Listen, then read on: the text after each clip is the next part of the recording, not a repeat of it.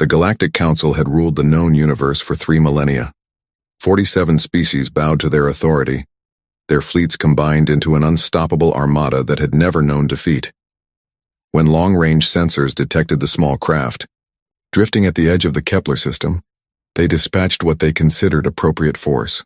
12 heavy cruisers, each the size of a small moon. Commander Vex studied the primitive vessel through the viewing port of his flagship. The craft was laughably small, barely larger than an escape pod, constructed from what appeared to be crude metals and powered by chemical propulsion. Its hull bore strange markings in an alien script, along with a circular emblem containing stars and stripes. Primitive beyond measure, Vex muttered to his tactical officer. How did such a backward species even achieve spaceflight?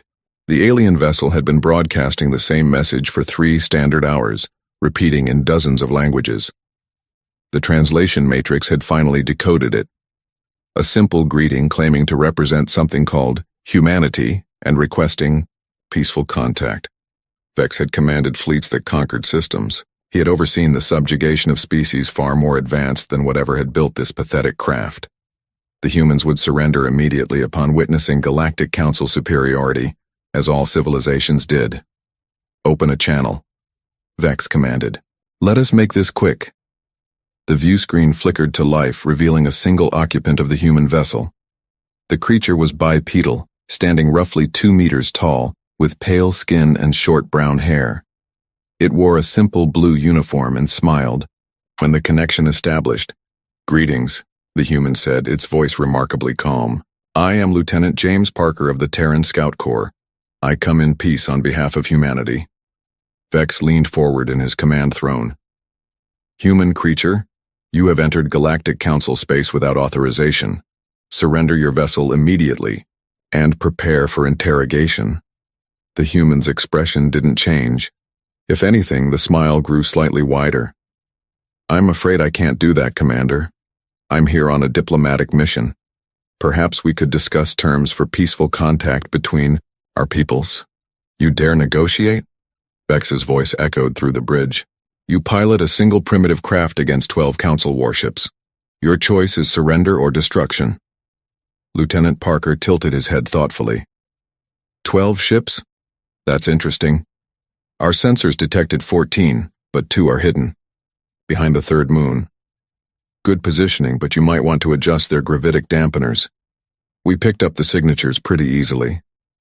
The bridge fell silent. Vex's tactical officer frantically checked his instruments, confirming what the human had impossibly detected. Those 2 ships were equipped with the Council's most advanced stealth technology. "Lucky guess?" Vex growled, though uncertainty crept into his voice. "Maybe," Parker replied cheerfully. "Tell me, Commander, what's your standard fleet doctrine for first contact with unknown species?" "I'm guessing overwhelming force to establish dominance, followed by demands for immediate surrender." "How did you—" "It's what we'd do too, honestly. Well, what we used to do anyway, before we learned better." Parker consulted something off-screen. "The thing is, Commander, I'm just a scout. My job is to observe and report back. The folks who sent me have been watching your expansion for quite some time now."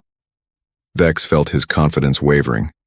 The human spoke with a casual certainty that suggested knowledge far beyond what should have been possible. "Watching us? Your species has barely achieved interstellar flight." "Have we, though?" Parker's smile never faltered. "Commander, how many star systems has the Council conquered in the past standard year?" 43, Vex answered automatically, then immediately regretted providing the information. "And how many have you lost?" "Lost?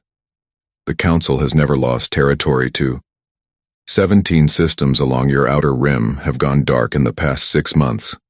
Parker interrupted gently. "No distress signals, no battles, no wreckage, just empty. Your advanced scouts stop reporting back, your garrison fleets disappear without a trace. You've been attributing it to equipment failures and navigation errors." The bridge crew exchanged nervous glances. This information was classified at the highest levels. No primitive species should possess such detailed intelligence about Council operations. "You're suggesting humans are responsible for—" "Oh no," Parker laughed, the sound genuinely amused. We're not responsible for anything. We just watch, we learn, we take notes. He paused, his expression growing more serious. But there are others who've grown tired of the Council's expansion. Others who've been waiting for the right moment to push back. Vex's hands trembled as he gripped his command chair. What are you saying? I'm saying you might want to consider retreat, Commander. You see, when I launched from Earth 3 weeks ago, my mission parameters were simple. Make contact, assess Council intentions, report back. But about an hour ago, I received new orders. What orders? Parker's smile returned, but now it carried no warmth. To keep you here. Before Vex could respond, his tactical officer screamed in terror. The scanner displays showed impossible readings, massive energy signatures materializing throughout the system. Ships were dropping out of hyperspace by the dozens, then hundreds. Vessels of designs no one recognized, wielding technology that made Council warships look like children's toys. My God, the tactical officer whispered. They're everywhere. Parker's voice came through the comm system with perfect clarity. Commander Vex, meet the Alliance. 47 species, you said? That's cute. We know of over 200 inhabited worlds that have been waiting for someone to challenge Council authority. They've been organizing for decades, sharing technology, preparing. The Council fleet's weapons powered up automatically, but targeting systems found no locks. The Alliance ships moved with impossible precision, their hulls shimmering with energy fields that deflected all scans. And me? Parker continued conversationally. I'm just a scout. Earth's contribution to this little gathering is primarily intelligence and coordination. We're good at watching, learning, adapting. But our new friends? They've been planning this for a very long time. Vex stared at the tactical display as more ships continued to arrive. Council doctrine had no provisions for this scenario. They had always been the overwhelming force, never the ones facing impossible odds. What do you want?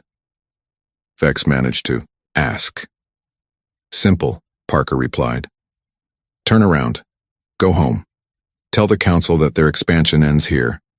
Tell them that the galaxy is bigger than they imagined, and not everyone appreciates their management style.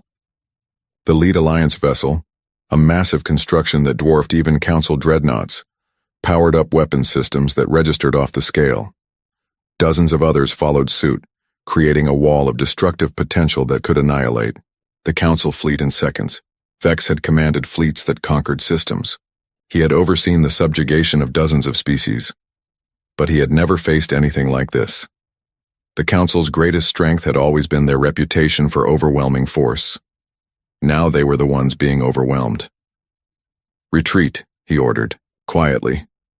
Sir? His tactical officer questioned. Full retreat. Maximum speed. As the Council fleet turned and fled toward the hyperspace jump point, Parker's voice followed them one last time. Safe travels, Commander. And remember, you just met a scout unit. The real fleet is still at home having dinner. The last thing Vex's sensors recorded before jumping to hyperspace was the human's small craft, still broadcasting its peaceful greeting to the empty space where 12 Council warships had once held absolute authority over the galaxy. The Galactic Council had ruled for 3 millennia. Today they learned they were no longer alone at the top.